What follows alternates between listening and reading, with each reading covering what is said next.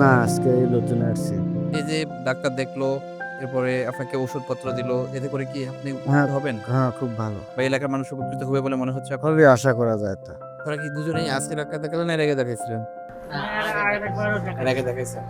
তো এর আগে ডাক্তার যে ওষুধ লিখেছিল এবং ওষুধ যেটা পেয়েছিলেন, খেয়ে কি কিছু কমেছে?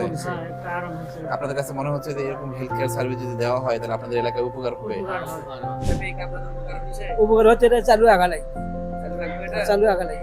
আলহামদুলিল্লাহ আমাদের টোটাল ১৬০ জনের মতো পেশেন্ট দেখা হয়েছে। আল্লাহ তাআলার কাছে শুকরিয়া আদায় করছি যে এখানে যে পেশেন্টগুলো এসেছেন বেশিরভাগই নিডি, যারা খুবই হচ্ছে যে এমনটা নয় যে তারা অসুস্থতার পরে চিকিৎসা করতেছেন না। হয়তোবা অনেকে ফিন্যান্সিয়াল কারণে চিকিৎসা করতেছেন না। 2026 এর জানুয়ারির ১৬ তারিখে শুক্রবার হচ্ছে, ওই দিনও আমরা একটা চোখের উপরে ভিত্তি করে প্রস্তুতি নিয়েছি। এটা আমাদের জন্য কার্যক্রম চলমান।